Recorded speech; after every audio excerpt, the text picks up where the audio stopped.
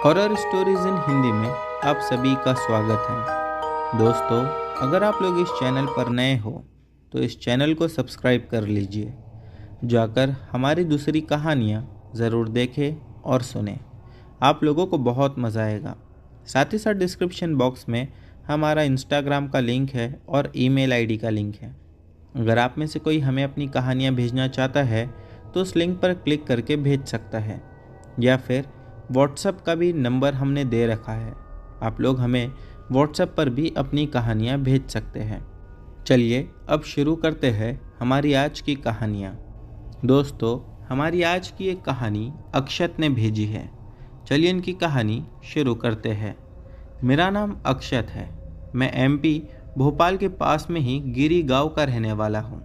ये घटना उस समय की है जब 2009 में मैं अपनी पढ़ाई ख़त्म करके अपने गांव वापस जा रहा था और बस मन में कहीं ना कहीं काफ़ी ज़्यादा खुश था कि अब तो पढ़ाई ख़त्म हो चुकी है। अब जल्दी जल्दी मुझे कहीं ना कहीं नौकरी पर लगना है और अपने माता पिता पर जितना भी कर्ज है उसे सब चुकता करना है।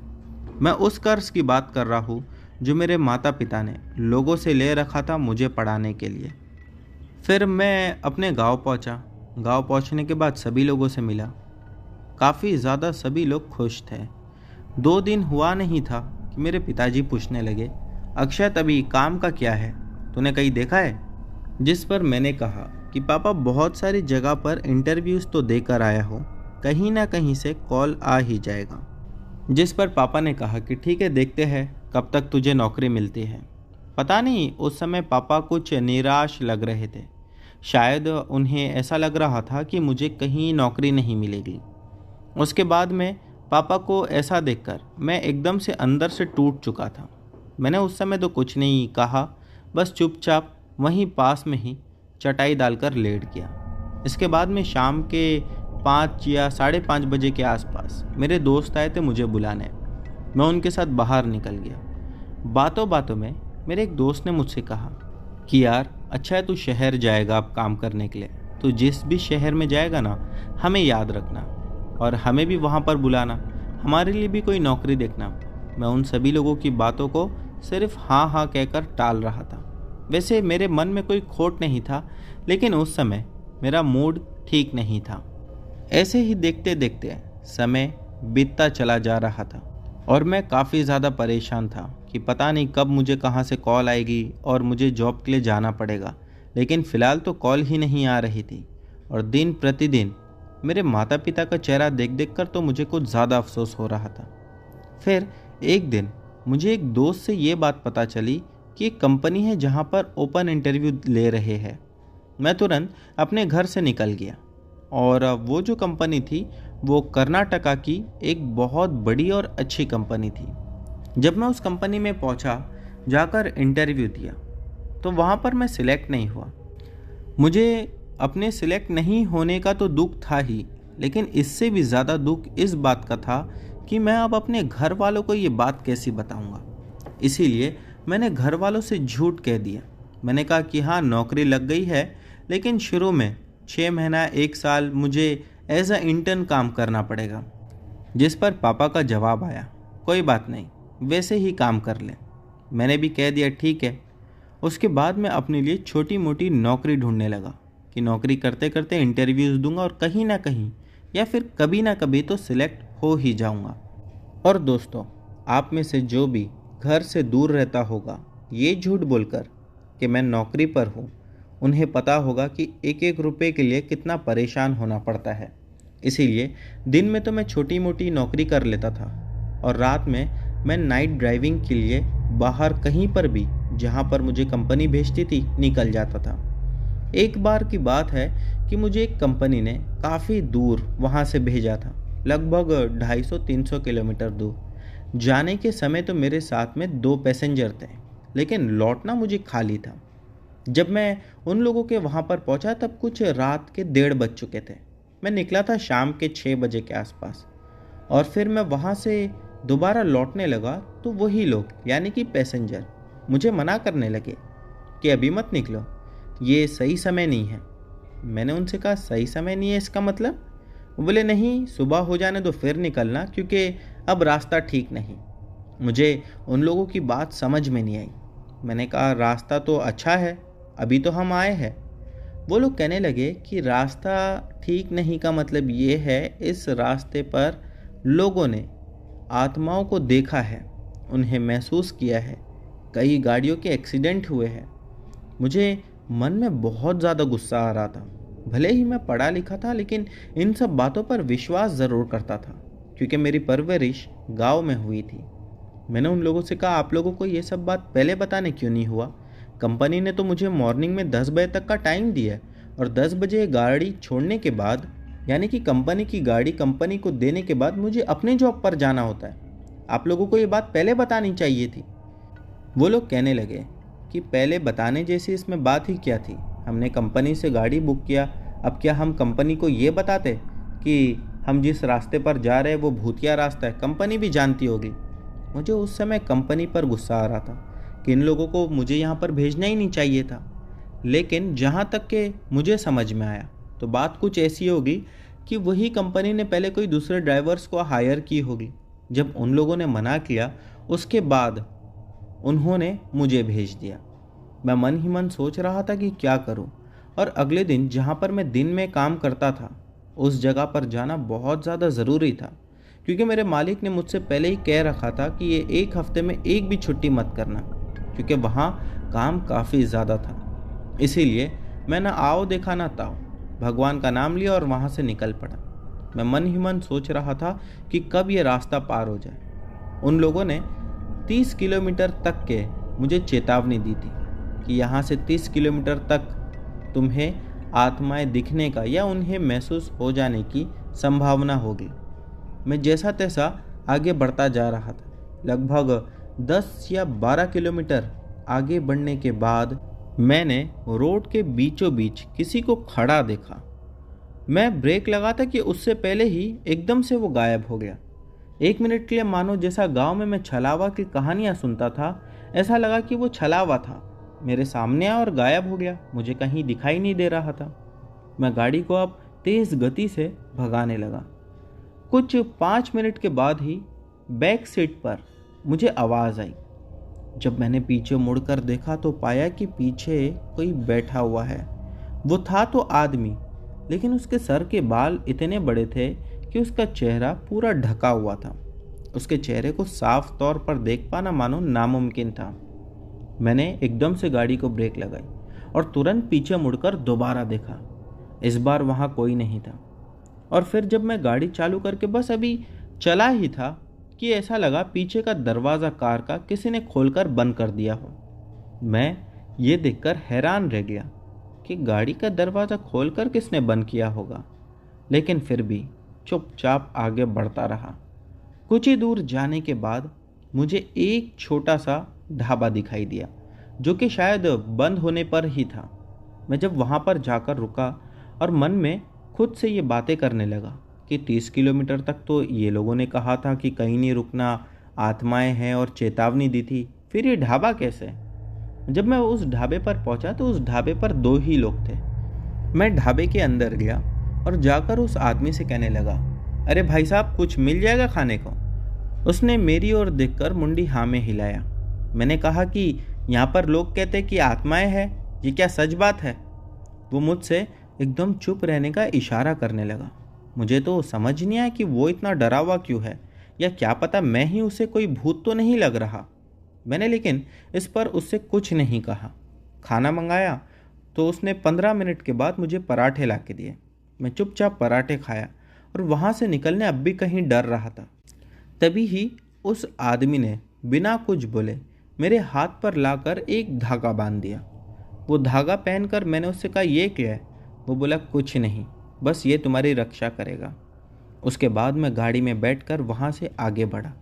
मैं जैसा जैसा आगे बढ़ता जा रहा था मानो कभी खेत की दाई ओर तो कभी बाई ओर, कभी रास्ते के बीचों बीच तो कभी मेरी बैक सीट पे, कभी ऐसा लगता कि कोई बोनट के ऊपर चढ़कर चलती गाड़ी पर बैठ चुका है, तो कभी ऐसा लगता कि गाड़ी की छत पर से कोई छत को ठोक रहा है।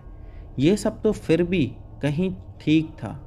कुछ दूर आगे बढ़ने के बाद मैंने पाया कि एकदम से चलती गाड़ी, जो कि लगभग 80 की स्पीड में होगी, मेरे साइड का दरवाज़ा एकदम से खुल गया और मानो मैं बाहर गिरते गिरते बचा। गाड़ी भी मिस बैलेंस हो गई थी, लेकिन भगवान की कृपा से मैंने गाड़ी को और खुद को, दोनों को ही बचा लिया। आगे जाकर गाड़ी को एक साइड में रुका दिया, मुंह पर पानी मारा। मुझे एक बार को ऐसा लगा कि शायद ये मेरी ही वजह से हुआ है। मैं गाड़ी चलाते चलाते सो गया था, इसी वजह से ये दरवाज़ा खुल गया होगा, या पता नहीं, खुद को बस बहला रहा था। जानता कहीं मैं भी था कि सच्चाई कुछ और है। बस फिर क्या था, उस समय से लेके जब तक मैं वो भूतिया रास्ता पार नहीं कर लिया, तब तक कंटिन्यूसली हनुमान चालीसा का जाप करने लगा। और फिर वो रास्ता ख़त्म होने के बाद मानो मेरी जान में जान आई।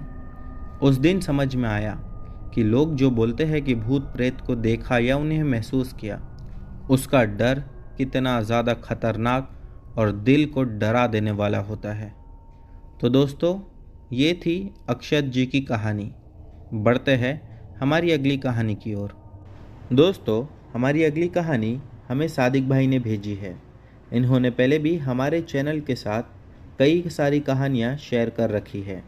आज जो ये कहानी बताने जा रहे हैं वो इनकी पहली वाली कहानी का दूसरा भाग है।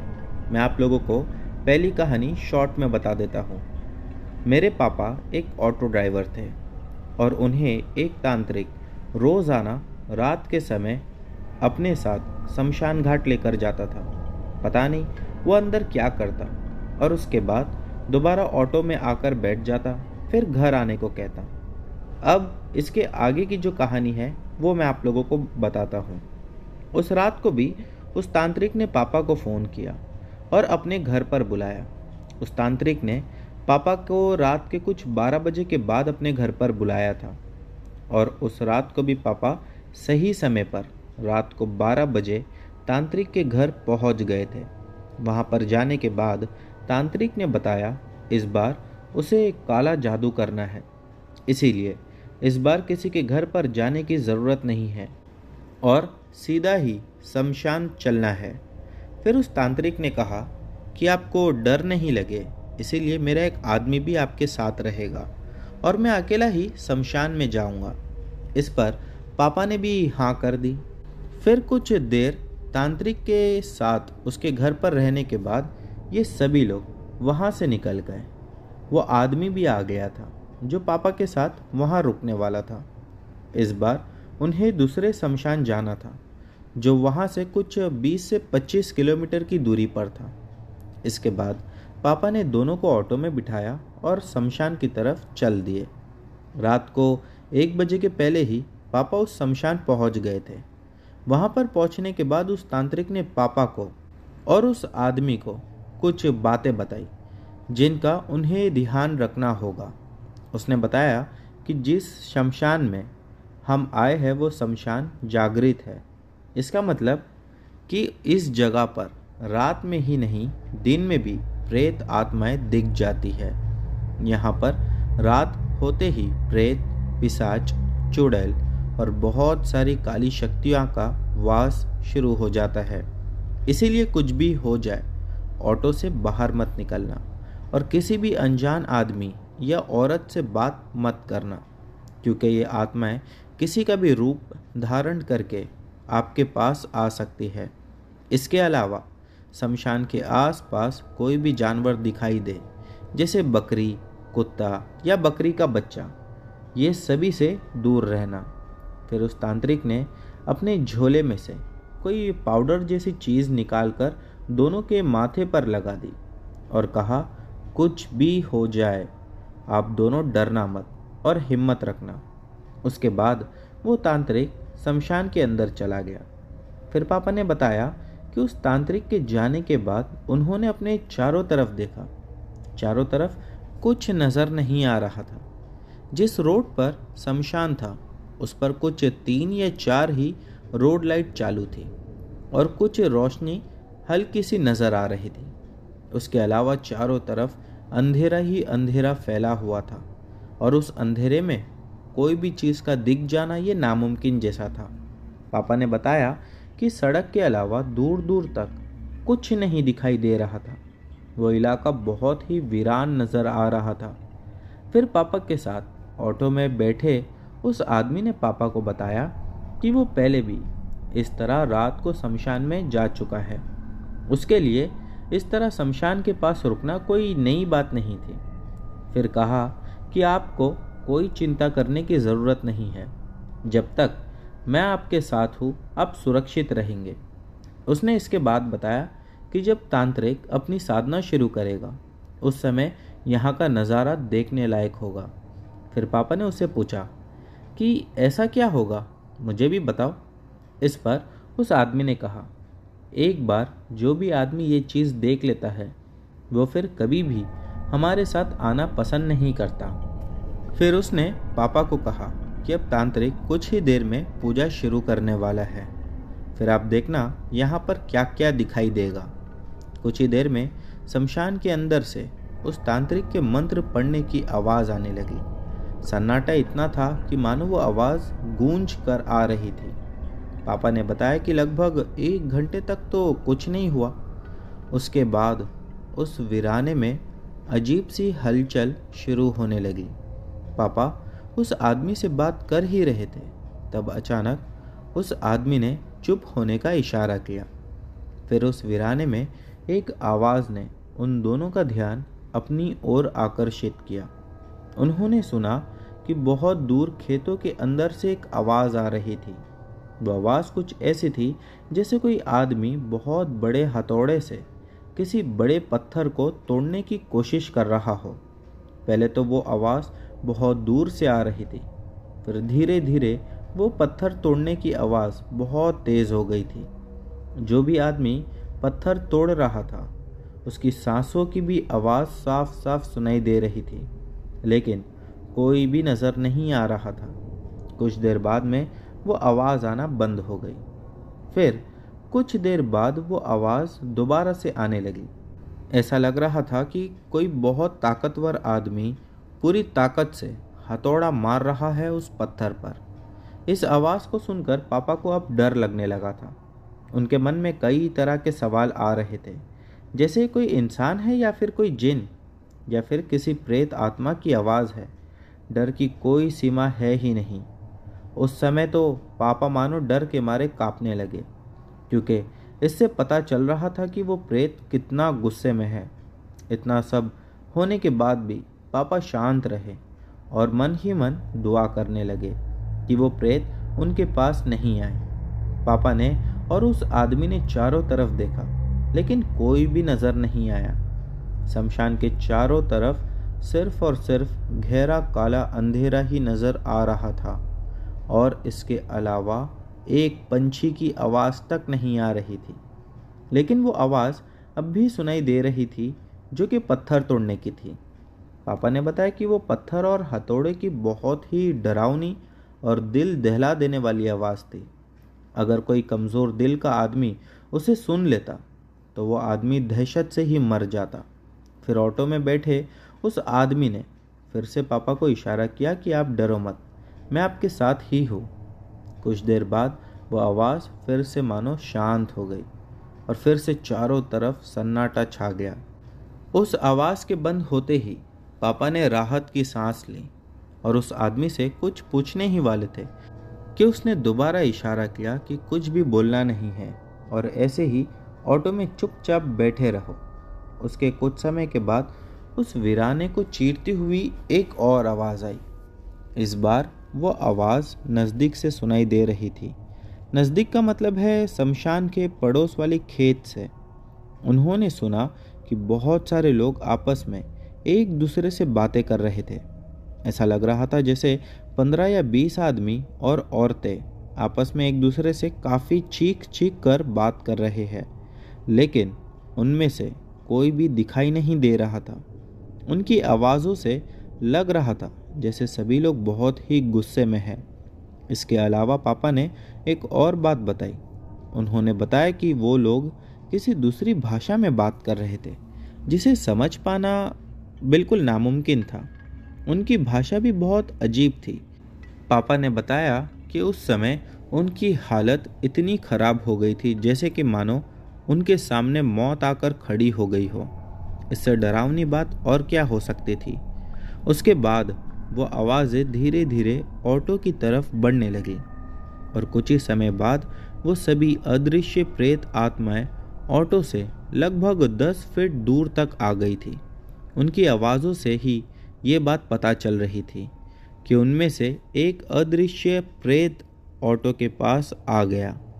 पास आते ही वो प्रेत बहुत तेज़ आवाज़ में चिल्लाया। उसकी आवाज़ काफ़ी ज़्यादा भयानक और दर्दनाक थी।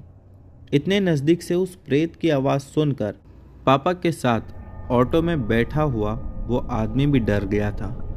अब तो उस आदमी के भी पसीने छूटने लगे थे। उस आदमी को इस हालत में देखकर पापा भी और ज़्यादा घबरा गए।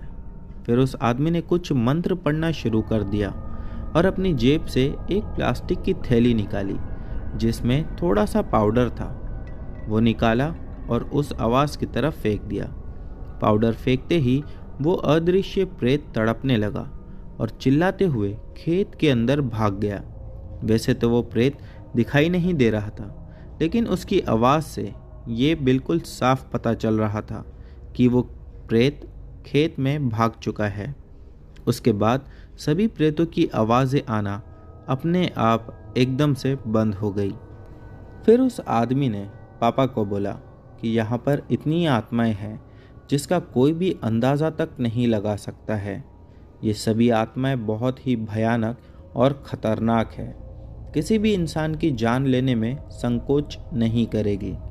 फिर उसने बताया कि तांत्रिक ने आपके ऑटो को मंत्रों से बांध कर रखा है, नहीं तो ये आत्माएं हमें ऑटो से बाहर खींचकर हम दोनों को जान से मार डालती और हमें खा जाती। फिर पापा ने बताया कि मुझे पता है कि तांत्रिक ने बहुत सारे धागे इस ऑटो के आगे पीछे और सभी तरफ बांध रखे हैं, इसीलिए शायद हम सुरक्षित हैं। पापा इसके बाद बताते हैं कि कुछ देर बाद में एक और आवाज़ ने उनका ध्यान अपनी तरफ खींचा। उन्होंने सुना कि उस शमशान के सामने वाले खेत के अंदर से पायल की आवाज़ आ रही थी। उस पायल की आवाज़ से ऐसा लग रहा था जैसे कोई औरत खेतों में इधर उधर भाग रही है। पायल की आवाज़ से ये पता चल रहा था कि वो औरत किस दिशा में कब भाग रही है। कुछ देर भागने के बाद वो पायल की आवाज़ एक जगह रुक गई और कुछ देर रुकने के बाद वो पायल की आवाज़ धीरे धीरे शमशान की तरफ बढ़ने लगी। और फिर से पापा को सदमा लग गया, क्योंकि पापा जानते थे ये कोई चुड़ैल के पायलों की आवाज़ है और चुड़ैल की फितरत ही कुछ ऐसी है कि अगर चुड़ैल किसी के पीछे लग जाती है तो आसानी से उसका पीछा कभी नहीं छोड़ती, अगले व्यक्ति की जान लेकर ही मानती है। इस बार तो पापा की हालत मानो हद से ज़्यादा खराब हो गई थी, क्योंकि वो नहीं चाहते थे कि वो चुड़ैल उन्हें दिखाई दे, लेकिन प्रकृति को कुछ और ही मंजूर था। पहले जितने भी प्रेत आए थे उनमें से कोई भी नज़र नहीं आया था, सिर्फ अपने होने का एहसास ही कराया था, लेकिन वो चुड़ैल उन्हें दिखाई दी थी। उसका रूप इतना भयानक था कि जिसके बारे में शायद ही कोई सुनना चाहेगा। पापा ने बताया कि पहले तो उन्हें खेत के अंदर से सिर्फ पायल की आवाज़ सुनाई दे रही थी, लेकिन कुछ देर बाद वो चुड़ैल मानो एकदम साक्षात उनके सामने प्रकट हो गई। पापा ने बताया कि ऐसा लग रहा था जैसे शमशान के सभी प्रेत उस चुड़ैल से डर कर भाग रहे थे। पहले सिर्फ पायल की आवाज़ सुनाई दे रही थी, लेकिन जब पापा ने और उस आदमी ने ध्यान से खेत में देखा तो उन्हें पता चला कि वो चुड़ैल खेत से बाहर आ गई है और एक बिजली के पोल के नीचे ही सड़क पर खड़ी है। वो बिजली का पोल शमशान से कुछ ही दूरी पर था, लेकिन ट्यूबलाइट की रोशनी में चुड़ैल साफ साफ दिखाई दे रही थी। उसने काले रंग के कपड़े पहन रखे थे और उसके बाल सफ़ेद रंग के थे। उसके बाल भी काफ़ी ज़्यादा लंबे थे जो उसके पैरों तक लटक रहे थे, और उसके हाथ में एक बहुत बड़ा लकड़ी का डंडा था। पापा ने बताया कि जब वो चुड़ैल दूर खड़ी थी उस समय तो कुछ नहीं था, लेकिन जब वो चुड़ैल धीरे धीरे ऑटो की तरफ आने लगी जैसे जैसे वो पास आ रही थी, पापा का डर बढ़ने लगा था। उनको डर था कि वो चुड़ैल उन पर हमला नहीं कर दे। इसीलिए पापा सतर्क हो गए थे और उस आदमी से पूछा कि अब उसके पास कुछ ऐसा है क्या जो हमारी जान बचा सके। इस पर उस आदमी ने यही कहा कि मेरे पास इस अभिमंत्रित राग के अलावा कुछ भी नहीं है। देखने से लग रहा है कि ये चुड़ैल बहुत ही खतरनाक है और इससे बचना थोड़ा मुश्किल होगा। मैं फिर भी कोशिश करूँगा उसे दूर रखने की। फिर वो आदमी कुछ मंत्र पढ़ने लगा और कुछ दूसरी शक्तियों को पुकारने लगा। उस आदमी को इतना डरा हुआ देखकर पापा का डर और भी बढ़ चुका था। फिर पापा ने भी खुद के लिए दुआ पढ़ना शुरू कर दी थी। फिर उन्होंने देखा कि वो चुड़ैल अब शमशान के सामने वाली सड़क पर एक पेड़ के नीचे आकर खड़ी हो गई है और उसकी नज़र अभी भी ऑटो पर ही अटकी हुई थी। ट्यूबलाइट की रोशनी में वो चुड़ैल साफ दिखाई दे रही थी। वो एक बूढ़ी औरत की तरह दिख रही थी जिसकी पीठ पर एक कुबड़ निकला हुआ था। वो एक बूढ़ी चुड़ैल की तरह नजर आ रही थी और उसका चेहरा और शरीर काले रंग का था। उसकी नाक बहुत लंबी थी और आंखें भी बहुत बड़ी और लाल रंग की थी। पापा ने बताया कि उसके हाथ के नाखून भी काफ़ी लंबे थे। वो चुड़ैल पेड़ के नीचे ही खड़ी थी और ऑटो की तरफ कंटिन्यूसली देखे जा रही थी। पता नहीं क्यों, लेकिन ऐसा लग रहा था कि भले ही वो ऑटो को देख रही है पर उसका ध्यान ऑटो पर नहीं है। शायद वो ऑटो को देखने के बहाने शमशान के अंदर देख रही थी। फिर वो चुड़ैल ऑटो की तरफ बढ़ने लगी थी। कुछ ही देर बाद वो चुड़ैल ऑटो के सामने लगभग 20 फीट जितना दूर आकर खड़ी हो गई थी। लेकिन उसकी नज़र अब भी ऑटो पर तो थी, लेकिन ध्यान कहीं और था। वो बूढ़ी चुड़ैल शमशान के गेट के पास अब बढ़ने लगी थी और फिर एकदम से वहीं पास में जाकर खड़ी हो गई और फिर उसने अपना मुंह ऑटो की तरफ किया और एक बहुत ही भयानक आवाज़ में हंसने लगी। चुड़ैल को इतना पास देखकर तो पापा और उस आदमी का दिल दहल उठा। उनका पूरा शरीर पसीने से भीग गया था। सच बताऊं तो उस समय पापा और उस आदमी के हाथ पैर अब बहुत ज़ोरों से काँप रहे थे। पापा ने बताया कि जब वो बूढ़ी चुड़ैल के हंसने की आवाज़ उस वीराने में गूंजने लगी थी, उसकी आवाज़ कुछ ऐसी थी जैसे 10 औरतें और आदमी एक साथ मिलकर हंस रहे हो। फिर कुछ देर वहाँ रुकने के बाद वो चुड़ैल उस शमशान के अंदर चले गई। उसके जाने के बाद पापा और वो आदमी शांत हुए। पापा ने बताया कि इस चुड़ैल के अंदर जाने के बाद मुझे लगा कि अब कुछ नहीं होगा। फिर उन्होंने अपनी घड़ी में टाइम देखा तो रात के अब 3 बजने वाले थे। फिर पापा ने उस आदमी से कहा कि 1 घंटे बाद में तो सुबह हो जाएगी, उस समय सब कुछ ठीक हो जाएगा। उस आदमी ने कहा कि मैं कई बार उस तांत्रिक के साथ शमशान गया हूँ, उस समय मेरे साथ कुछ नहीं हुआ, लेकिन ये पहली बार है कि मैं इतना डरा हूँ। ये पहली बार ही है कि मेरा एक साथ इतने सारे प्रेत आत्माओं से सामना हुआ। आज जो घटनाएं मेरे साथ हुई मुझे हमेशा याद रहेगी। फिर उस आदमी ने पापा से पूछा कि आपने भी पहली बार इतनी आत्माओं का सामना किया है? इस पर पापा ने उस आदमी को कहा कि ये तो कुछ भी नहीं है भाई, पहले मैं ट्रक ड्राइवर था। लगभग 30 साल तक मैंने ट्रक चलाने का काम किया है। उस 30 सालों में मैंने इससे भी खतरनाक आत्माओं का सामना किया था। इसके अलावा गलती से 3 बार इन प्रेत आत्माओं को ट्रक में लिफ्ट भी दे दी थी। उनके ट्रक के नीचे उतरने के बाद मुझे पता चलता था कि ये एक प्रेत है जिसे मैंने लिफ्ट दी थी। हालांकि मैं इस बार भी बहुत ज़्यादा डरा था, लेकिन मैंने पहले भी बहुत सारी आत्माओं का सामना इन्हीं हाईवे पर किया है और ये बात उस तांत्रिक को पता है, इसलिए उसने मुझे इस काम के लिए कहा था। विश्वास नहीं है तो किसी दूसरे ऑटो ड्राइवर को यहाँ आने के लिए पूछना। वो कभी भी अपनी जान खतरे में डालकर आधी रात को शमशान नहीं आएगा। फिर पापा ने बताया कि जब वो हाईवे पर हुई भूतिया घटनाओं के बारे में उस आदमी को बता रहे थे, तब उस आदमी ने सड़क से कुछ दूर एक खेत की तरफ इशारा किया। तब पापा ने उस खेत की तरफ देखा तो उन्हें विश्वास नहीं हुआ। उन्होंने देखा कि एक खेत में लगभग 20 या 30 लोग नजर आ रहे थे और वो सभी लोग उन्हीं की तरफ बढ़ रहे थे। फिर पापा ने उस आदमी से कहा कि जब तक सुबह नहीं होगी तब तक ये प्रेत हमें चैन से नहीं बैठने देंगे। उन्होंने कहा कि मेरी तो आदत ही हो गई है इन प्रेत आत्माओं को देखने की। जब से मैं तांत्रिक के साथ शमशान जाने लगा हूँ तब से ये आत्माएं हर शमशान में दिखाई देती है।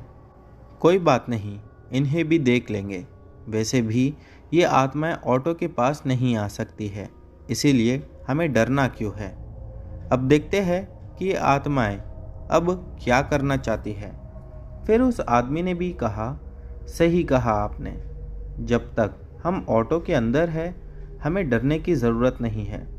उसके बाद दोनों चुप हो गए और उन आत्माओं को देखने लगे। उन्होंने देखा कि इस बार सभी प्रेत आत्माएं अपने असली रूप में आ गई थी, क्योंकि उस खेत में जितने भी लोग दिख रहे थे उस सब की आंखें चमक रही थी। उनकी आंखों में से लाल रंग की रोशनी निकल रही थी, मानो ऐसा ही लग रहा था। सभी आत्माएं उस खेत में इधर उधर चल रही थी। कुछ आत्माएं पेड़ के ऊपर जाकर बैठ गई थी तो कुछ आत्माओं ने सड़क पर इधर उधर भागना शुरू कर दिया था। पापा ने बताया कि उनमें से 5 से 7 प्रेत ऐसे थे जो बिजली की पोल के ऊपर चढ़ गए थे और बिजली की तार के ऊपर भागना शुरू कर दिए थे। वो सभी उस तार के ऊपर ऐसे भाग रहे थे जैसे कोई आदमी ज़मीन के ऊपर भागता है। ऐसा लग रहा था जैसे ऑटो के वहाँ पर होने से प्रेत आत्माओं को कुछ भी परेशानी नहीं हो रही थी। सभी आत्माएं खेतों में और सड़क पर ऐसे ही चल फिर रहे थे जैसे किसी मेले में घूमने आए हो। फिर पापा और वो आदमी ऑटो में ही बैठे रहे और उन प्रेत आत्माओं को देखते रहे। लगभग 15 से 20 मिनट बाद एक एक करके सभी प्रेत वहाँ से गायब होने लगे। कुछ ही देर में सभी प्रेत आत्माएं वहाँ से गायब हो गई। उसके कुछ ही देर बाद में वो तांत्रिक भी शमशान से बाहर आ गया और ऑटो में बैठ गया। ऑटो में बैठने के बाद उस तांत्रिक ने पापा से कहा कि अब यहाँ पर ज़्यादा समय रुकना ठीक नहीं है, इसीलिए ऑटो को जितना हो सके उतना तेज़ रफ्तार से भगाओ।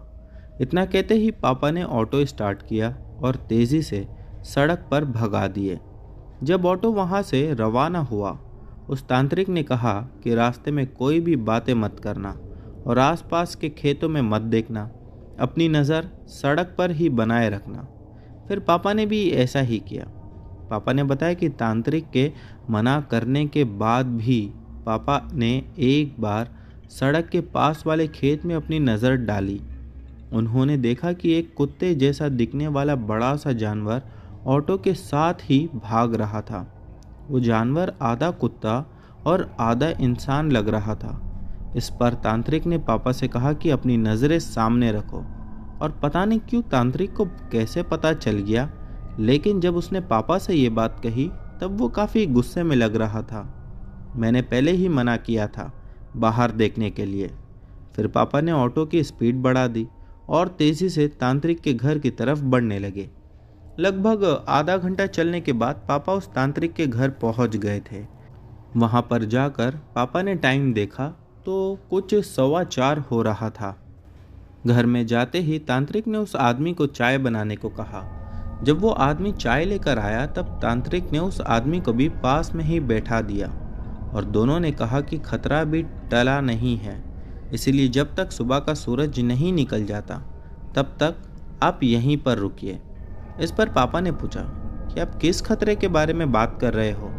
इस पर तांत्रिक ने बताया कि कभी कभी हम तांत्रिक लोगों से भी कुछ भूल हो जाती है जिसका परिणाम बहुत बुरा होता है, इसके लिए आपको अभी बाहर जाने से रोक रहा हो। फिर बात को पलटते हुए तांत्रिक ने कहा कि आपने कितनी आत्माओं को देखा था शमशान के बाहर। इस पर उस आदमी ने कहा कि 40 से ज़्यादा प्रेत आत्माएं बाहर मुझे दिखाई दी। फिर उस तांत्रिक ने कहा कि शमशान के अंदर 500 से ज़्यादा आत्माएं थी। उसके बाद में तांत्रिक ने पापा और उस आदमी दोनों को कहा कि आज के बाद लगभग 6 महीने तक आप दोनों शमशान की तरफ मत जाना, नहीं तो पूरी ज़िंदगी इसका परिणाम भुगतना पड़ेगा। फिर तांत्रिक ने कहा, सिर्फ रात को ही नहीं, दिन में भी उधर जाने से मना कर रहा हूँ। इस पर बिना कोई सवाल पूछे पापा ने और उस आदमी ने हाँ कर दी। उसके बाद 1 घंटे तक पापा वहीं पर रुके रहे। फिर सूरज की पहली किरण निकलते ही पापा ने ऑटो स्टार्ट किया और घर आ गए। इसके बाद भी पापा उस तांत्रिक को लेकर बहुत सी हॉन्टेड जगहों पर गए। पापा ने लगभग हर बार आत्माओं से सामना किया था। मैं समय मिलने पर उन घटनाओं को भी इस चैनल पर भेज दूंगा। इसके अलावा जब पापा ट्रक चलाते थे उस समय भी उनके साथ घटी भूतिया घटनाएं इसी चैनल पर मैं आप लोगों के साथ शेयर करूंगा। एक बात दोस्तों और बता दूं, आज से 10 साल पहले मेरे पापा ने ट्रक ड्राइविंग का काम छोड़ दिया था। उसके बाद पापा ने ऑटो खरीद लिया। तब से लेकर आज तक पापा ऑटो चला रहे हैं। पापा को पता है इन सड़कों पर आधी रात के बाद में किस तरह की घटनाएं होती है। इसीलिए आज भी पापा मुझे रात के 10 बजे के बाद घर से बाहर नहीं जाने देते हैं। इसके अलावा हाईवे जाने से भी रोकते हैं। कितना भी ज़रूरी काम क्यों ना हो, पापा मुझे रात को हाईवे पर नहीं जाने देते। शहर में कोई काम हो तो भी मना करते हैं। पापा का कहना है कि रात के 11 बजे के बाद प्रेत आत्माएं सड़क पर निकल जाती है और मौका मिलते ही किसी को भी अपना शिकार बना देती है। मुझे याद है मैं कभी भी रात के 11 बजे के बाद हाईवे पर नहीं गया हूँ। और मुझे आज भी याद है, आज से कुछ साल पहले मैं अपने दोस्त के घर पर पढ़ने का बहाना बनाकर उसके साथ आधी रात किसी काम से दूसरे शहर गया था। जब हम आधी रात को शहर से वापस आ रहे थे तब एक चुड़ैल से हमारा सामना हुआ था। उस चुड़ैल ने हमारा रास्ता रोक दिया था। ये तो सिर्फ हम ही जानते हैं कि कैसे हमने उस चुड़ैल से अपनी जान बचाई और अपने घर वापस आए थे। ये ज़िंदगी में पहली बार था जब मैं आधी रात को हाईवे पर गया था। उस घटना के बाद मैंने कसम खा ली कि आज के बाद मैं रात में बिल्कुल भी हाईवे पर नहीं जाऊंगा।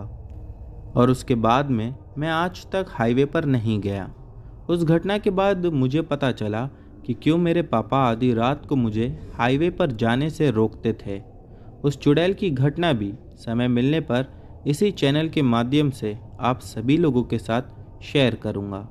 इसके अलावा पापा का कहना है कि मेरा दिल कमज़ोर है, इसीलिए मुझे प्रेत आत्माएं आसानी से नज़र आ जाती है। इसीलिए भी वो डरते हैं कि कहीं कोई प्रेत आत्मा मुझे अपना शिकार ना बना ले। ये बात भी सही है। अगर कोई जगह प्रेत बाधित है तो वहाँ पर पहुँचते ही उसी समय मुझे आत्माओं की मौजूदगी महसूस होने लग जाती है। रात को ही नहीं, दिन में भी मुझे आत्माओं की मौजूदगी का एहसास हो चुका है। मुझे आज भी याद है जब किसी काम से मुझे रोज़ दोपहर को एक जगह से साइकिल लेकर निकलना पड़ता था। उस जगह पर एक साथ 4 से 5 शमशान बने हुए थे। वहाँ पर एक अदृश्य प्रेत था जो हर रोज़ दोपहर को मुझे साइकिल से गिरा देता था। उसने भी मुझे कई दिनों तक बहुत परेशान किया था। फिर मैंने उसका भी इलाज कर दिया। वो प्रेत अभी भी वहीं सड़क किनारे कहीं ना कहीं घूमता होगा, लेकिन मेरा कुछ नहीं बिगाड़ सकता है। मैं आज भी उस जगह से निकलता हूँ तो उस प्रेत की मौजूदगी का एहसास मुझे हो जाता है। ये घटना भी समय मिलने पर इसी चैनल के माध्यम से आप लोगों के साथ शेयर करूँगा। तो दोस्तों, ये थी सादिक भाई की कहानी। उम्मीद करता हूँ कि आप लोगों को अच्छी लगी होगी। बढ़ते हैं हमारी अगली कहानी की ओर। दोस्तों, हमारी अगली कहानी शुभम सिन्हा की है। चलिए इनकी कहानी शुरू करते हैं। वैसे तो मैं रहने वाला बनारस का हूँ, लेकिन ये घटना मेरे साथ मुंबई में घटी थी। मुझे अच्छे से याद है, 2012 के टाइम की बात है। उस समय मैं कॉलेज पढ़ने के लिए मुंबई शिफ्ट हुआ था। और मुंबई में जैसा कि मुझे कहीं घर नहीं मिल रहा था, क्योंकि रेंट काफ़ी ज़्यादा था। जो लोग मुंबई से बिलोंग करते होंगे उन्हें पता होगा कि मुंबई कितना महंगा है। इसी वजह से मुझे मेरी कॉलेज से काफ़ी दूर, शायद जगह का नाम विरार था, उसी जगह के आसपास एक अच्छा घर मिला। रेंट भी काफ़ी कम था और मैं खुश भी था। लेकिन एक दिक्कत ये थी कि रोज़ाना मुझे ट्रैवल करना बहुत ज़्यादा भारी पड़ता था। फिर भी मैं कहीं ना कहीं खुश था कि अगर कॉलेज के पास घर लूँगा तो मुझे हर महीने का डबल से भी ज़्यादा रेंट देना पड़ेगा। मैं जब वहाँ पर रहने लगा तो मैं अकेला रहता था। जिस जगह पर मैं रहता था वो बिल्डिंग में भी ज़्यादा लोग नहीं रहा करते थे। लेकिन हाँ, उस बिल्डिंग के बैक साइड में एक बहुत बड़ी सी पुरानी टूटी फूटी हवेली तो नहीं कह सकते, लेकिन हाँ, खंडर वो बन चुकी थी, कुछ वैसा ही था। उसमें कहा जाता था कि कई सालों पहले लोग रहा करते थे, लेकिन उसके बाद कुछ आपसी झगड़ों की वजह से उस घर को छोड़कर सभी लोग वहाँ से पता नहीं कहाँ चले गए। और उस दिन के बाद से ना ही तो कभी वो बिक पाया, ना ही कभी उसे कोई बना पाया। और उसके जो ओनर्स हैं उनका भी कुछ अता पता नहीं चला। मेरी ही बिल्डिंग में कुछ लोग रहा करते थे, तो उन लोगों से धीरे धीरे दोस्ती हुई। और फिर ये बात पता चली कि वो जो टूटी फूटी सी हवेली है या फिर खंडर जो है वो भूतिया है। कहते थे कि रात में सूरज डूबने के बाद और ख़ास करके रात के 10 बजे के बाद वहाँ पर कोई नहीं जाता है। भले ही किसे कितना ही ज़रूरी काम हो, वो अपना काम आगे पीछे कर लेता है, लेकिन वहाँ नहीं जाता। हर कोई उस जगह पर जाने के लिए डरता था। एक रात की बात है कि लगभग 10:30 बजे के आसपास मैं अपनी बिल्डिंग से नीचे उतरा। उस समय मुझे सिगरेट लेना था और सिगरेट कहीं मिल नहीं रही थी। मैं जब मुंबई आया था तो शुरू के 8-10 दिन तो बहुत दिक्कत से मैंने निकाले, लेकिन फिर उसके बाद एक सेकेंड हैंड स्कूटी खरीद ली जो मुझे सामान लाने में या दूसरे कामों में बहुत ज़्यादा हेल्प करती थी। उस समय मैं अपनी स्कूटी लेकर आसपास ढूंढ रहा था कि अचानक मुझे कुछ दूरी पर एक सिगरेट वाला दिखाई दिया। और वो सिगरेट वाला भी मानो जैसा कि एक साइकिल पर खड़ा था, यानी उसकी कोई दुकान नहीं थी। मैं उसके पास गया, उससे सिगरेट लिया और वहीं पर खड़े होकर उससे बात करते करते सिगरेट पीने लगा। कुछ ही देर के बाद वो मुझसे कहने लगा कि आप उस बिल्डिंग से आए हो ना, जिस बिल्डिंग के आसपास भी लोग कहते हैं कि आत्माएं देखी गई है। मैंने कहा, आत्माएं? मैंने तो अब तक वैसा नहीं सुना। वो कहने लगा कि आत्माएं देखी गई है ऐसा लोग कहते हैं, देखा तो मैं भी नहीं हूँ। मैंने फिर उससे बातों बातों में कहा, आत्माओं का तो पता नहीं, लेकिन हाँ, उसके पीछे जो टूटा फूटा खंडर बन चुका है, हवेली यानी कि, उसके बारे में मैंने सुना हूँ। फिर उस आदमी ने हंसते हुए कहा कि वो खंडर के पीछे का राज तो मैं भी नहीं जानता, लेकिन कहा जाता है कि उसी खंडर के बाजू में जो बड़ा सा पीपल का पेड़ है उस पे बहुत सारी आत्माओं का वास है। मैंने उससे कहा कि क्या ये ओनर की आत्माएं हैं? तो वो हंस के मुझसे कहने लगा, वो तो हम भी नहीं जानते, बस कहा जाता है। मैंने कहा, कभी किसी ने कोई भूत प्रेत को वहाँ देखा या फिर किसी के ऊपर हमला किया? तब वो कहने लगा कि देखा तो है, लेकिन हाँ, अभी तक किसी ने कोई हमला नहीं किया। मैं अपने मन में ही मुस्कुराया, कहने लगा कि ये लोगों का वहम होगा। कॉलेज जाते जाते मुझे अब 2-3 महीने बीत चुके थे। कॉलेज में मेरी कुछ लोगों से दोस्ती हुई, तो मैंने उन लोगों को इस हवेली के बारे में बताया। वो लोग अब अच्छे दोस्त बन चुके थे। मेरे घर पर भी 1 से 2 बार वो लोग नाइट आउट के लिए आए हुए थे। हम पढ़ाई भी करते थे और मस्ती भी करते थे। एक दिन मैंने उन लोगों को उस घर के बारे में बताया। ये सुनकर मेरा जो एक दोस्त था वो मुझसे हंसते हुए कहने लगा, यार शुभम, तेरा तो मुझे पूरा ये एरिया ही भूतिया लगता है। यहाँ आसपास ना तो कोई दूसरी बिल्डिंग दिखती है और कितना शांत है। हम जब आए थे तब शाम के 4 बज रहे थे। उस समय भी यहाँ पर कोई नहीं था, तो भला रात में कोई इतना अंदर उस हवेली के पास क्यों ही जाएगा? मैं उन लोगों को उस समय तो कुछ नहीं कहा, लेकिन मन में ये सोचने लगा कि काश मेरे पास भी पैसे होते तो मैं भी कॉलेज के नज़दीक में ही घर लेता। इतना दूर मुझे घर नहीं लेना पड़ता। दरअसल दोस्तों एक बात आप लोगों को और भी ये बता दूं कि विरार में एग्जैक्टली मैं वहाँ नहीं रहता था। विरार से भी लगभग 15 किलोमीटर दूर मुझे रोज़ आना अप डाउन करना पड़ता था ट्रेन पकड़ने के लिए, क्योंकि मैं कॉलेज तो ट्रेन से ही जाता था। इसीलिए वो एरिया या फिर जिस जगह पर मैं रहता था शायद वो विरार में नहीं आती थी। और एक बात मैं आप लोगों को ये भी बता दूं, जिस जगह पर मैं रहता था उस जगह पर भूत प्रेत का तो नहीं पता, लेकिन हाँ लोगों की चहल पहल बहुत कम थी। वहाँ पर लोग भी काफ़ी कम रहते थे। अब मेरा जो दूसरा दोस्त था उसी के बाजू में बैठा हुआ था, वो मुझे देखकर हंसते हुए कहने लगा, शिवम एक बात बता, अगर वहाँ सच में भूत हुआ और किसी दिन आकर उसने तुझे ही पकड़ लिया तब तू क्या करेगा? मैं हंसते हुए कहने लगा, वो भूत आकर मुझे क्यों पकड़ेगा? इस बिल्डिंग में इतने सारे लोग रहते हैं, उसे मुझसे क्या दुश्मनी? ये बात उन लोगों ने मुझसे कही। हमने काफ़ी हंसी मजाक की। जब वो लोग अगले दिन जाने लगे तब मेरे एक दोस्त ने कहा कि यार वो हवेली को एक बार पास से देखना है। मैं पहले तो मना कर रहा था, लेकिन जब उसने काफ़ी ज़िद किया तो मैंने कहा चल ठीक है देख ले। हम लोग सभी लोग घर से नीचे उतरे। मैंने उन लोगों को वो हवेली दिखाई और उसके बाद वो लोग वहाँ से चले गए।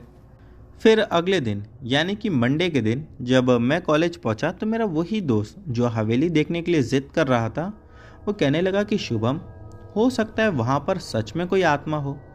मैंने कहा यार देख अब वही बात तू कर रहा है जो मैं कर रहा था। तो कहने लगा नहीं यार, मैंने ये सारी बात अपने घर पर बताई, जिस पर मेरी मम्मी कहने लगी कि भूत प्रेत होते हैं और आज भी वो इसी धरती पर बसते हैं। मैंने कहा सच कह रहा है?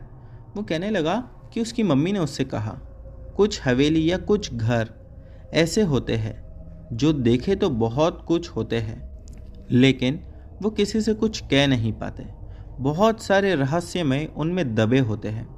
मैंने कहा यार अब तू ये सब बातें करके ना मेरा माइंड डाइवर्ट मत कर। वो मुझसे ज़िद करने लगा, कहने लगा एक ना एक बार तो हम उस हवेली में जाएंगे। मैंने कहा ठीक है, अगले सैटरडे जब हम सभी लोग मेरे घर पर होंगे तो एक बार जाकर देखते हैं। पूरा हफ्ता जैसा तैसा निकल गया। जब सैटरडे के दिन सभी लोग मेरे घर पर आए तब वो मुझसे कहने लगा चल चल कर देखते हैं। मैंने उसे मना किया। मैं कहने लगा यार 5:30 बज गए हैं और अभी 6-6:30 बजे तक तो अंधेरा हो जाएगा। वैसे ही वहाँ पर सूरज डूबने के बाद जाने के लिए हर किसी ने मना किया है। वो कहने लगा एक बार चलकर देखते तो है, हम अंदर नहीं जाएंगे, भले बाहर से देखेंगे। उसकी ज़िद के आगे मैं मजबूर होकर उसके साथ चला गया। जब मैं वहाँ पर पहुँचा तो बाहर से ऐसा कुछ दिखाई नहीं दिया, लेकिन उस समय मानो नेगेटिव वाइब्स मुझे आ रही थी। ऐसा लग रहा था कि मेरा मन अंदर से मुझे मना कर रहा है कि उस हवेली के नज़दीक भी मत जाना। हम 3-4 दोस्त थे, सभी लोग जिद करने लगे तो मैं भी उनके साथ धीरे धीरे करके उस हवेली के मेन गेट तक पहुंच गया। उसके बाद अंदर तो कोई नहीं जा रहा था। मैंने जब वहाँ खड़े होकर उस पीपल के पेड़ को देखा तो तुरंत मुझे वो साइकिल वाले की यानी कि वो सिगरेट वाले की बात याद आ गई। फिर मैंने सभी दोस्तों को उस पीपल के पेड़ के बारे में बताया तो उन लोगों ने कहा यार चल ना पीपल का पेड़ नज़दीक से जाकर देखते हैं, एक बार उसे छू कर देखते हैं, पता चल जाएगा। पेड़ वैसे तो हवेली के बाजू में ही था, लेकिन फिर भी हवेली के बाहर था, हमें अंदर नहीं जाना पड़ता था। तब मैंने भी कहीं हाँ कर दिया और उन लोगों के साथ उस पेड़ के पास चला गया। जब उस पेड़ को हम लोग हाथ लगा रहे थे तब ऐसा तो कुछ अजीब नहीं लगा। मेरे सभी दोस्त लोग मुझसे कहने लगे कि यार वो साइकिल वाले ने या वो सिगरेट वाले ने तुझे बेवकूफ़ बना दिया, यहाँ पर तो ऐसा कुछ नहीं है। मैंने कहा मुझे भी ऐसा महसूस नहीं हो रहा। फिर एक दोस्त ने कहा यार ये सब बेवकूफ़ों वाली बात है, देख अगर तुझे यकीन नहीं है तो मैं हवेली के अंदर भी जाकर आता हूँ। वो हवेली के अंदर बहुत ही ज़्यादा हिम्मत दिखाते हुए चला गया, लेकिन पता नहीं क्यों अब वो बाहर ही नहीं आ रहा था। उसे अंदर गए हुए लगभग 5 मिनट से ज़्यादा का समय हो चुका था। हम सब बाहर खड़े होकर उसका नाम ले लेकर चिल्ला रहे थे, लेकिन उसकी कोई आवाज़ नहीं आई। फिर कुछ ही समय के बाद उसकी आवाज़ अंदर से गूंज उठी और उसने नाम भी सिर्फ मेरा ही लिया। एक बार को तो मुझे अपने कानों पर विश्वास नहीं हुआ कि अंदर से आवाज़ आई, लेकिन दूसरी बार फिर से उसने चिल्लाया, शुभम जल्दी अंदर आ, तुझे कुछ दिखाता हूँ। ये सुनने के बाद मुझे लगा क्या पता उसे कुछ अंदर पुरानी चीज़ मिल गई हो। मैं तुरंत अंदर जाने लगा।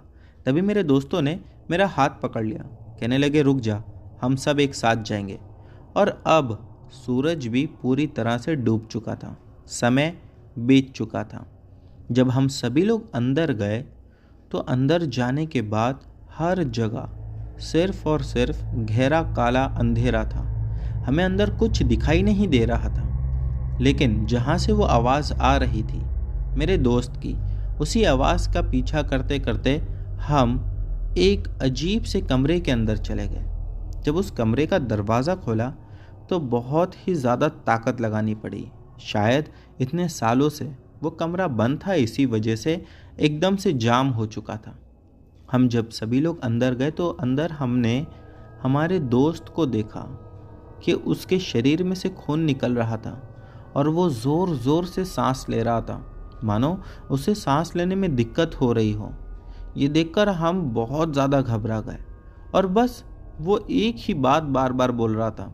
उसकी आवाज़ में काफ़ी ज़्यादा दर्द था, मुझे यहाँ से बाहर निकालो। उसको इस हालत में देखने के बाद तो हमारे पैर कांपने लगे। हम लोगों ने उसे तुरंत वहाँ से उठाया और लेकर बाहर भाग कर आ गए। ये तो शुक्र है भगवान का कि हमारे साथ उस समय कोई बुराई नहीं हुई। जब उसे बाहर लेकर आए तो वो कुछ भी बात करने जैसी हालत में नहीं था।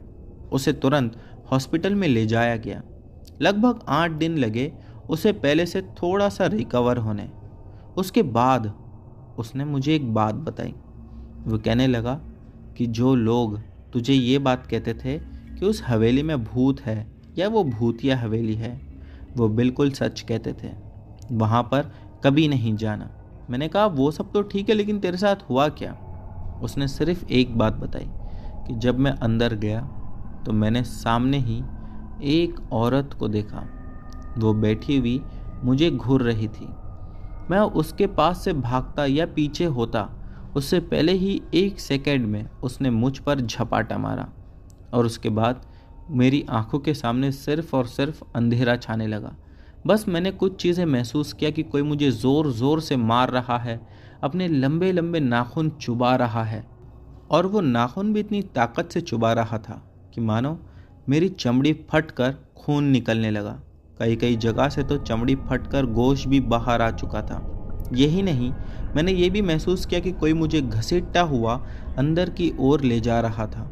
मैं चाहकर भी चिल्ला नहीं पा रहा था।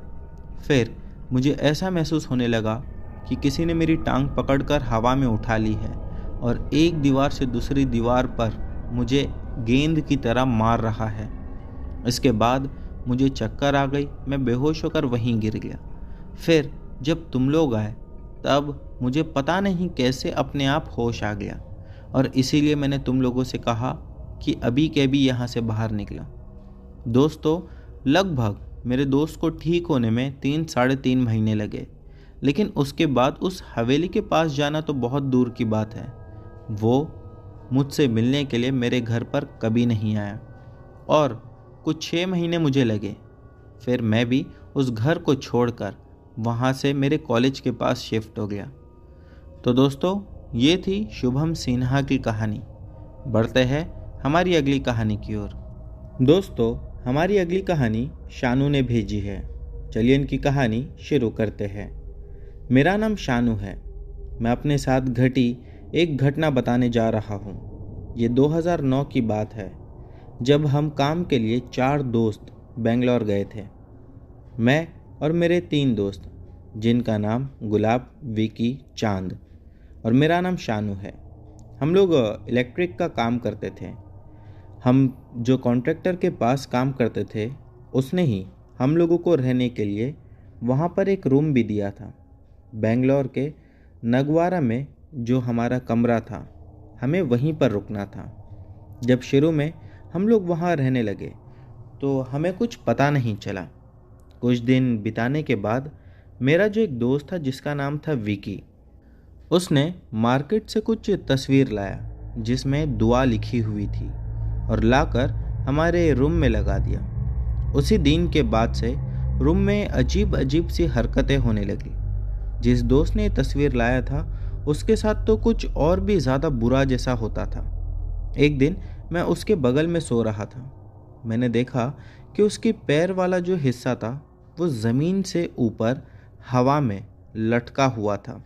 मैं ये देखकर बहुत ज़्यादा डर गया और घबराकर अपने दूसरे दोस्त गुलाब के पास पहुंच गया। उसे उठाने लगा। वो उठकर देखा तो वो भी डर के मारे मानो वहीं सहम गया। हम लोगों को कुछ समझ नहीं आ रहा था कि हम करें क्या, पर हम लोगों ने उसे आवाज़ लगाई और ज़ोर से चिल्लाया, विकी! वो ज़मीन पर गिर गया और वो भी काफ़ी ज़्यादा डर गया था। हम लोगों को इसके बाद भी ये नहीं समझ में आया कि ऐसा क्यों हो रहा है। ये क्या हो रहा था समझ पाना उस समय काफ़ी मुश्किल था, और इसका समाधान कैसे निकाले ये तो उससे भी ज़्यादा कठिन था। फिर दूसरे दिन हम सभी लोग उठे और अपने काम के लिए निकलने से पहले नाश्ता किया। नाश्ते पर कुछ बातें हुई, लेकिन वो बात मानो वहीं ख़त्म हो गई और फिर काम पर चले गए। किसी से कोई बात बराबर कर नहीं रहा था, शायद सभी लोग डरे हुए थे। फिर अपने रूम से बाहर निकलकर हम लोगों ने दोबारा से वही बात की कि रात में क्या हुआ था और आज क्या होगा पता नहीं। खैर, वैसे पूरा दिन तो निकल गया काम में, और फिर जब वो रात को सोने के लिए गए तो किसी को नींद नहीं आ रही थी। हालांकि डर सभी को था, और कहीं ना कहीं हम लोग पूरा दिन काम करते थे तो नींद भी आ ही जाती थी। लेकिन मैं यकीन के साथ कह सकता हूँ कि वो डर ही था जो हमें सोने नहीं दे रहा था। फिर कुछ समय के बाद जब हमारी आंख लगी तो पता नहीं क्या हुआ, मेरी आंख एकदम से खुली। मैंने देखा कि विकी को कोई टांग कर ले जा रहा था, और वो भी घसीटते हुए। ये देखना था कि मैं ज़ोर से चिल्लाने लगा। मेरे सभी दोस्त उठ गए। फिर हम सब ने मिलकर उसे जैसा तैसा पकड़ लिया। एक अजीब बात ये थी कि विकी तब भी नींद में था, और उसे नींद से जगाया। उसे पूछा कि तुझे क्या हुआ, तुझे इस तरह घसीटते हुए कौन लेके जा रहा था? जिस पर उसने अजीब सा जवाब दिया। वो कहने लगा कि भाई, मुझे तो कुछ भी नहीं पता कि मुझे कोई घसीट भी रहा है। मैं तो गहरी नींद में सो रहा था। मेरे साथ क्या हुआ मैं नहीं जानता। अब हम सभी लोग काफ़ी परेशान हो गए थे। हम लोगों ने उसी समय ये डिसाइड किया कि ये बात अब हम बाहर वाले से यानी कि पड़ोसी से पूछेंगे और उससे पता करेंगे कि आखिर क्या बात है इस कमरे में जो हमें इतनी परेशानी हो रही है। अगला ही दिन संडे का था और हमारी छुट्टी भी थी, तो हम चारों दोस्त घर के बाहर पड़ोसी के पास गए पता लगाने के लिए। लेकिन उनसे भी कुछ खास पता नहीं चला, और भी आसपास की जगहों से पूछे तो ये बात सामने आई कि 15-20 साल पहले एक लड़की जो कि जलकर इसी कमरे में मर गई थी। उसके बाद इस रूम में बहुत सारी फैमिलियाँ आई और आकर रुकने की कोशिश की, पर कोई भी 1 महीने से ज़्यादा यहाँ टिक नहीं पाया। और फिर उसके बाद कई समय के लिए इस रूम को बंद कर दिया गया, और तुम्हारे कॉन्ट्रैक्टर ने ये रूम तुम्हें दे दिया। तुम लोग से पहले भी तुम्हारे कॉन्ट्रैक्टर ने और भी लोगों को इस रूम में रखा था, लेकिन वो भी कुछ ही दिनों में भाग कर चले गए। अच्छा ये होगा कि तुम लोग भी किसी दूसरे रूम में चले जाओ, वरना हो सकता है कि कुछ बहुत बड़ी घटना तुम्हारे साथ घटे और उसमें तुम में से किसी की जान भी चले जाए। उसके बाद हम लोगों ने अपने कॉन्ट्रैक्टर से बात किया, और वो कहने लगा कि हाँ, मेरे पास दूसरा रूम तो अभी नहीं है, लेकिन मैं तब तक कुछ दूसरा इंतज़ाम करता हूँ। अब पता नहीं वो कब तक हम लोगों को रूम देता, और हम ये सोचते रहे कि अब हम क्या करें, क्योंकि हमारे पास तो कोई दूसरा रास्ता था ही नहीं। कुछ दिनों के बाद रात में जब हम लोग सो रहे थे, हमारी आँख एक आवाज़ से खुली। मेरा वही दोस्त विकी जो घुटने के बल हमारे दरवाजे के पास में बैठा हुआ था और ज़ोर ज़ोर से अपना सर उसी दरवाजे पर मार रहा था, और हमारी आँख भी उसी से खुली थी।